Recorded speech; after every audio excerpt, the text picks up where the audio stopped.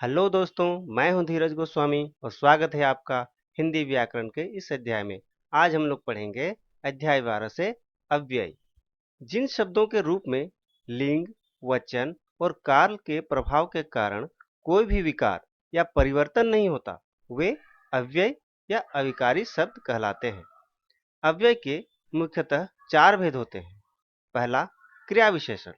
ऐसे अविकारी शब्द जो क्रिया की विशेषता बतलाते हैं उसे क्रिया विशेषण कहते हैं। जैसे रेशमा वहां झाड़ू लगा रही है, जूही भीतर बैठी गीत गा रही है, दुकानदार का सामान फटाफट बिक गया, हम सबने आम बराबर बांट कर खाए।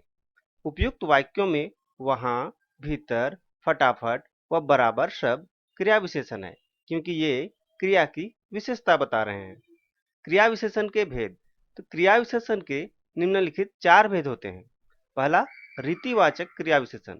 जिन क्रिया विशेषण शब्दों से क्रिया के होने की रीति या ढंग का पता चलता है उन्हें रीतिवाचक क्रिया विशेषण कहते हैं। जैसे कल्पना जल्दी जल्दी बोलती है, रोशन झटपट भाग गया।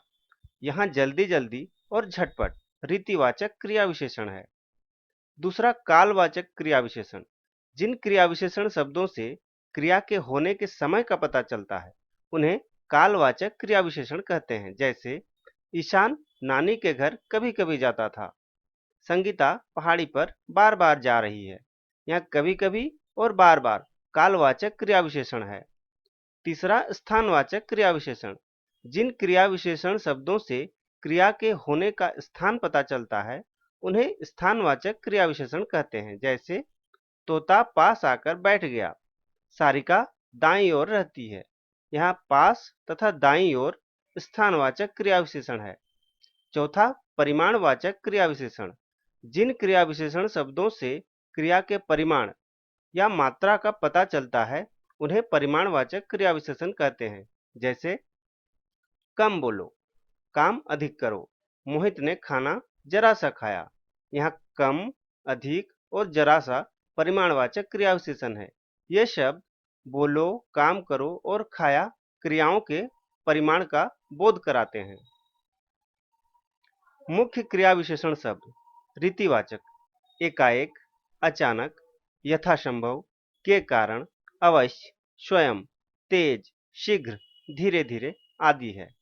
कालवाचक, रात भर, दिन भर, जब, तब, तुरंत, अभी, सुबह आदि शब्द हैं।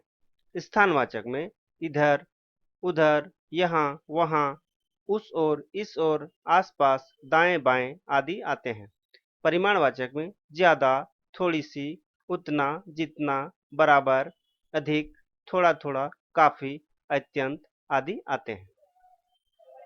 दूसरा, संबंध बोधक।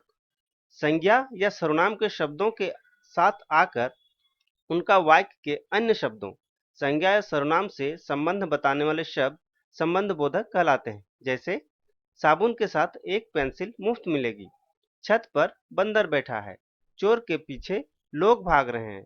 उपयुक्त वाक्यों में आए, के साथ, पर, के पीछे शब्द संज्ञा शब्दों के साथ आए हैं। ये शब्द वाक्य के अन्य शब्दों के साथ प्रकट कर रहे हैं, अतः ये संबंध बोधक शब्द हैं। इन्हें परसर्ग भी कहते हैं। अब देखते हैं कुछ विशेष। हिंदी में कुछ शब्द ऐसे हैं जिनका प्रयोग क्रिया विशेषण तथा संबंध बोधक दोनों रूपों में किया जाता है। जैसे सामने, आगे, पीछे, बाहर, भीतर, ऊपर आदि।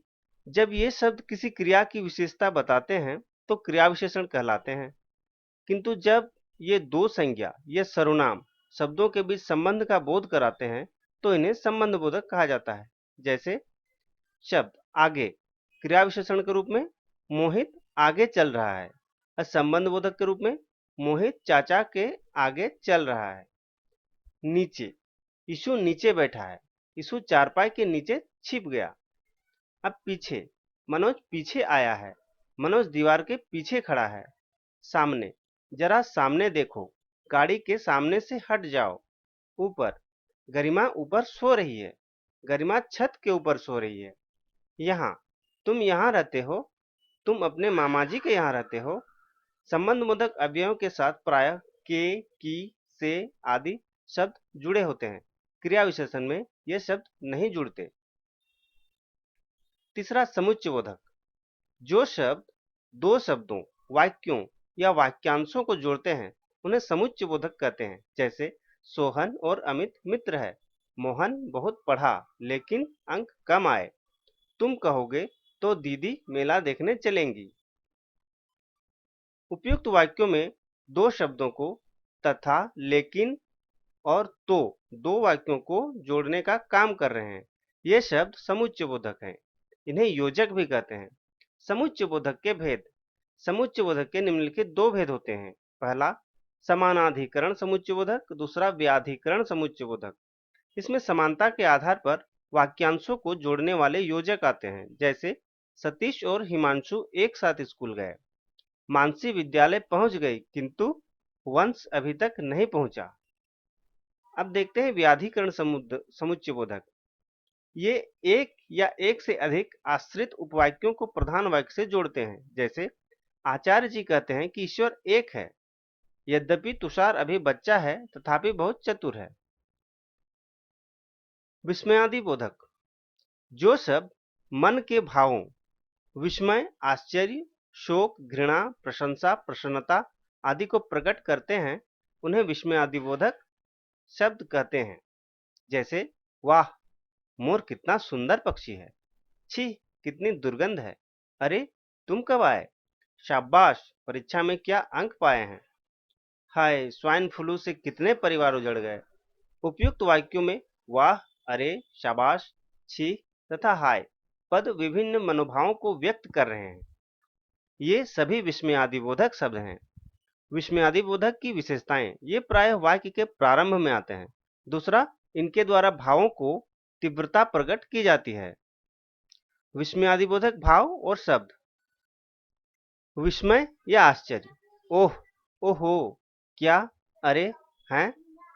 शोक और पीड़ा, हाय, उफ, आह, हे राम।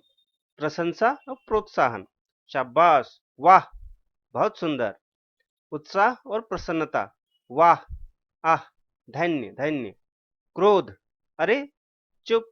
घृणा, छी छी, धत, ओफ, धिक। भय, हाय, बाप रे। चेतावनी, सावधान, खबरदार, बचो। इच्छा, काश, हाय। अनुमोदन, अच्छा, हाँ हाँ। संबोधन, अजी, हे, अरे। तो दोस्तों, आपको हमारा वीडियो कैसा लगा कमेंट करके जरूर बताएं। और अगर आपने अभी तक हमारे चैनल को सब्सक्राइब नहीं किया है तो प्लीज सब्सक्राइब कर दें और बेल आइकन को दबा दें ताकि हमारा अगला वीडियो आपके पास सबसे पहले पहुंच सके।